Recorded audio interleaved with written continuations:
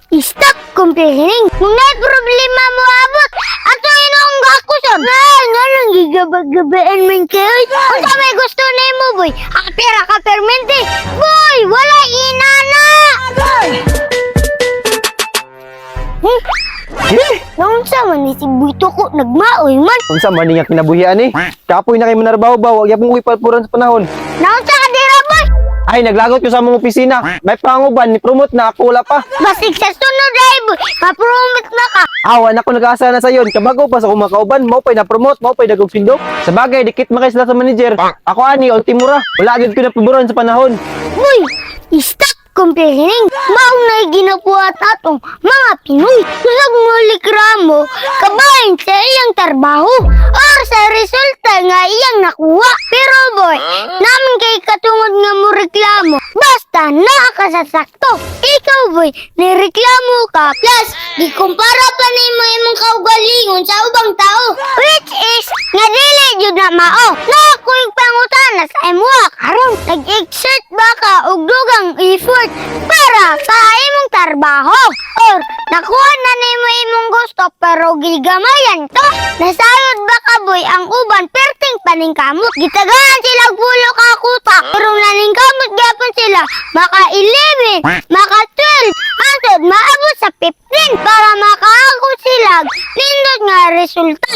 Imo ba lang gibuhat para makaangkot og nindot nga resulta? Wala kay sige ram kag focus sa imong pagreklamo. Gag-focus ra ka sa pagimantay sa kinabuhi sa ubang tao. Wala ka nang itag solusyon sa imong problema. Mao na inungdan nganong nadugay ang resulta nga imong gipangita. Usahay man good boy. Kitang mga Pinoy kung may problema mo abot ato inong gakuson. Inay mangita tag solusyon.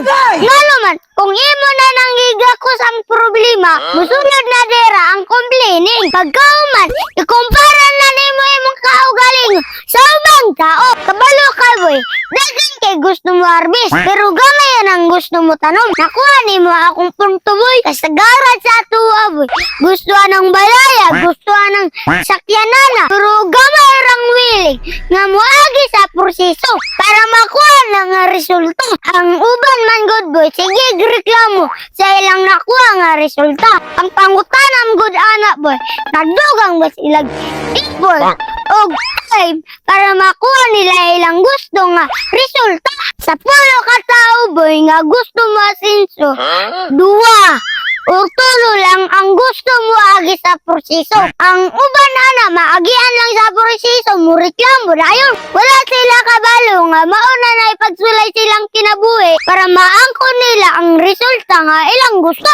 Pero ilang gibuhat nga lang gigabag-gabaan man kayo. Ay, unsa naman ipagkasulayan mo ra gitamak-tama ka naman ko sa kalibutan.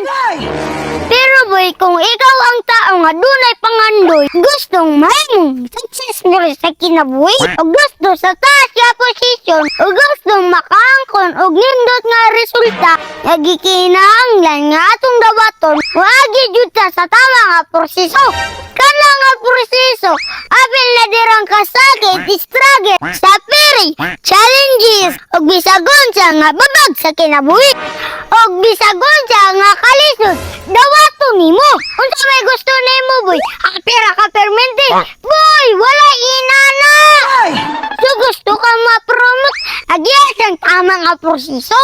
Kabalo ba ka kung unsay mo gawa sa imong baba, boy imong makuha. Pero mao lagi mo agig proseso. So karon boy, mao na challenge sa imong kinabuhi. So ma-promote na ka, think positive. Ayaw na, sige reklamo. Salamat din sa yon, dili tama ang siglikra mo. O kumpara sa akong kaugalingon o sa ubang tao.